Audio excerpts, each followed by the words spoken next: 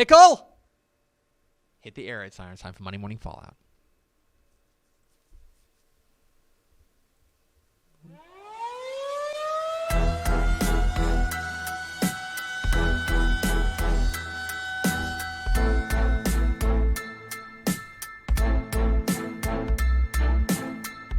Monday Morning Fallout. When we overreact to the football weekend, tons to overreact to. A lot to overreact to. And including, I'm sure some of you in the comments will overreact to the new format of Monday Morning Fallout. So let's get to overreacting. We start things with my opening thought. My opening thought is that this is the worst week of data. Oh, yeah. We know how you feel, okay? We, too, have been waiting for 8 months. 8+ months, like almost 9 months. Yep. Rounding up 9 months for football.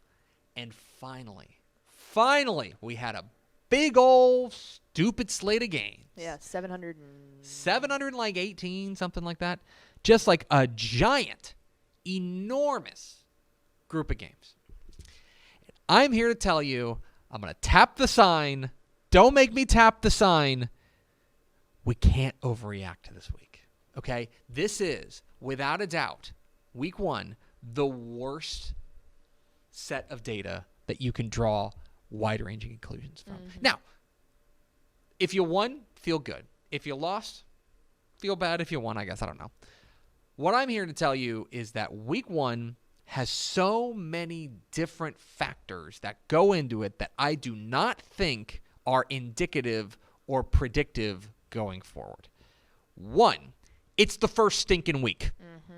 And teams play sloppy, and teams play with emotion, and it's hot. Teams just don't perform, right? Or they do perform. 2, it's hot. We had the NSL Waxahachie game on Bally Sports Southwest, and in the third quarter, fourth quarter, there were 5 or 6 times where the game had to get stopped because we're cramping up. Okay? There were games that we tried to anticipate that was like that and ended up being exactly like that, of like teams that were smaller that got worn down. Hitchcock and Refugio is a perfect example of that. Refugio was up, led for most of that game, but I think Hitchcock wore them down and eventually came back. The Heat is part of that. And furthermore, it's only 1 week of data, and we have no way of triangulating these results. Okay? So, Cibolo Steel went out there and was one. We'll talk about them in a moment. They were one of the most impressive teams in the state this weekend.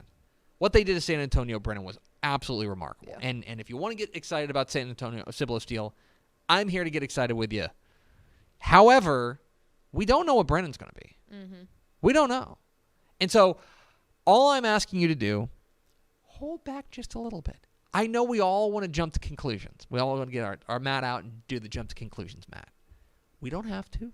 We can wait for more data.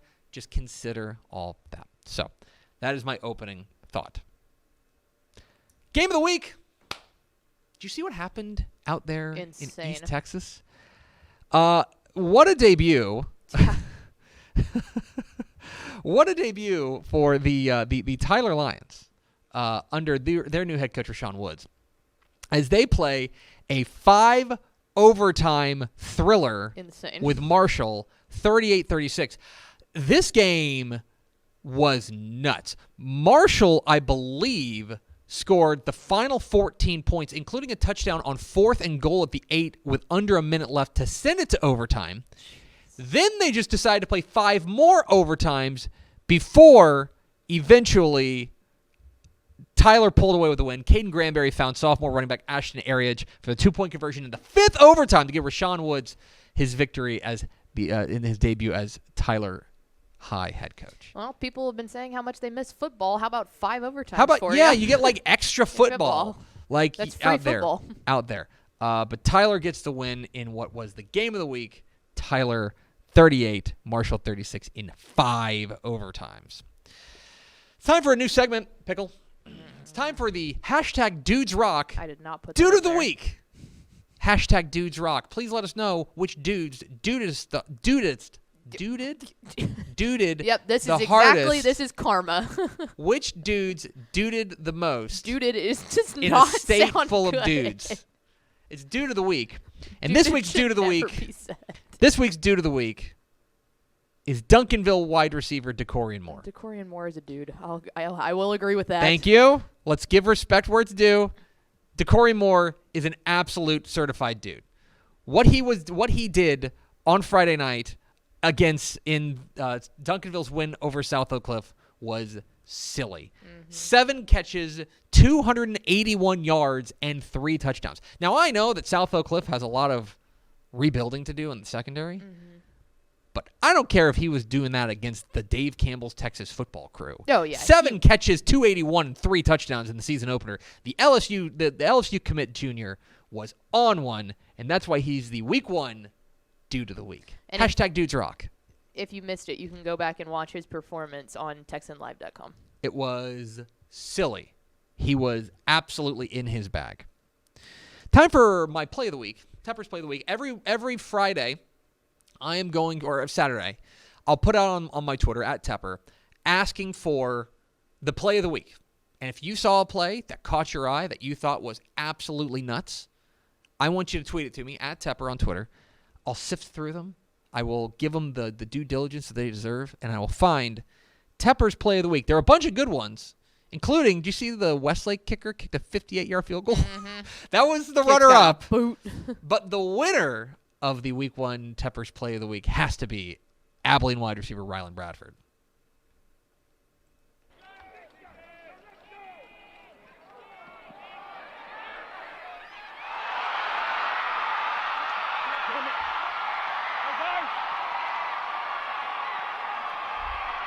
Insane. Abilene wide receiver Rylan Bradford. That footage courtesy of our friend Jacob Bradenberg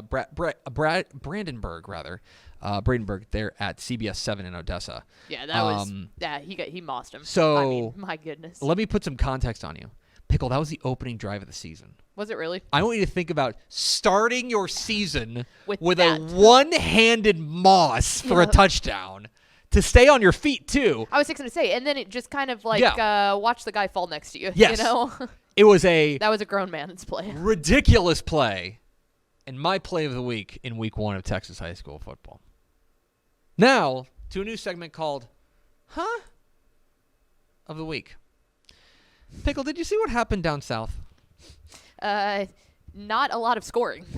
Lytle, the Pirates, and Carrizo Springs played a football game this weekend. And it was, to say it was a low-scoring affair is an understatement, because Lytle ends up coming away with a 3-0 victory.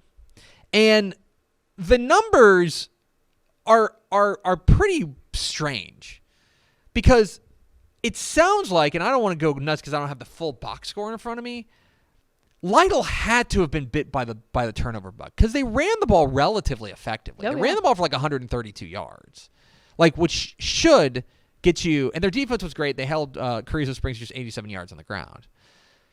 But this game goes into, I believe, the third quarter scoreless before Lytle kicks a field goal and then holds on for a win.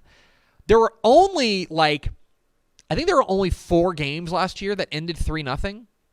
In all of Texas high school football. And we got one right out of the chutes in week 1. I know defenses are supposed to be ahead of offenses in week 1, but that's a little taking it to the logical extreme, I would say.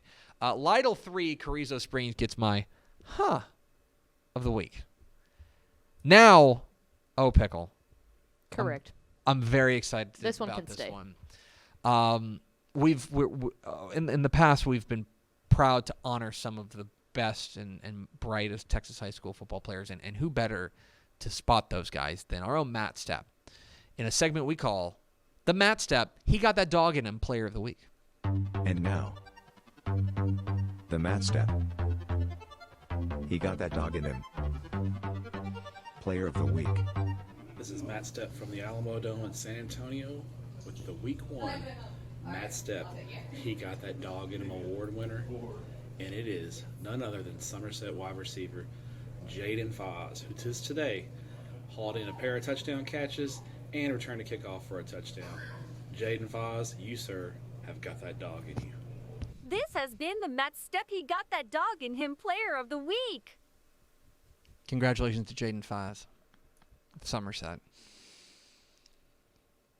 The week 1 winner of the Matt Step. He got that dog in him player I of the have week. got to get a better handle on this show. Clearly, I've been distracted because See, you here's the two are thing. tanking See, this thing into the ground. See, because here's the thing. Just dive bombing.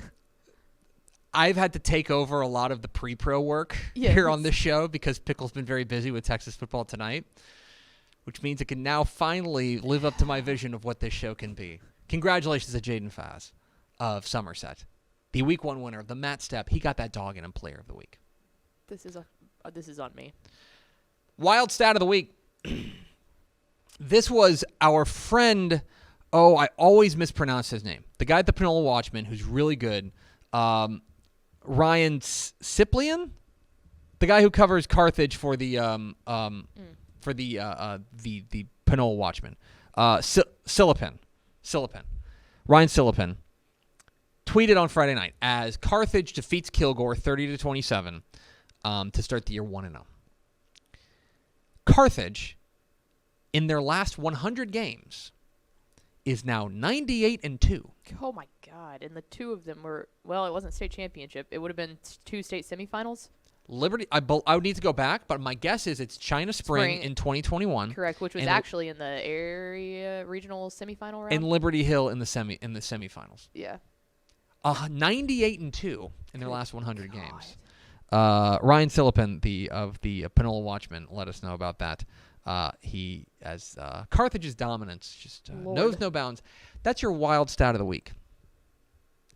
You have my attention, Cibolo Steel. They look good. We talked about this, and I know Matt Stepp he's been banging the drum on this, about how this is a huge opportunity for San Antonio because Cibolo Steel is absolutely loaded. And we spotlighted on the picks video last week about how the season opener against San Antonio Brennan was going to be an opportunity for them to really turn a spotlight onto the San Antonio area.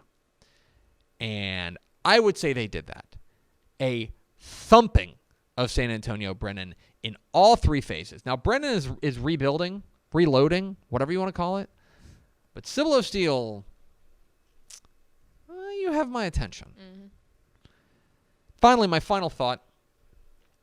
Let's talk about the new coaches who won big in week 1. It was a good There's week a lot of them. overall for week 1 for new coaches. Willie Gaston era at Galena Park North Shore begins with a win. They beat the Woodlands. I tweeted about this. Nacogdoches upset Palestine. I've been banging the drum about Darby House. I thought that was the hire of the offseason when Nacogdoches plucked him from Poteet, and he goes and gets a really big win. We mentioned Rashawn Woods there at Tyler, gets a big win there. Robbie Jones at Aledo. The Robbie Jones era at Aledo starts 1-0 with a win over Dallas Parish Episcopal. It was overall a very good week for new coaches who in their new places, and a lot of high profile coaches. But in the end, overall, when you take a look at the new coaches, I thought they really acquitted themselves well in week 1. What will week 2 hold? I guess we'll find out, and we'll be back to recap it next week on Monday Morning Fallout. Thanks so much for watching that video. If you would like more and to be notified when they come out, go ahead and click that subscribe button right down there. You can also watch Texas Football Today every day live at noon on TexasFootball.com, Facebook, Twitch, and right here on YouTube. For more of the best coverage of Texas football in the Lone Star State, go to TexasFootball.com/subscribe.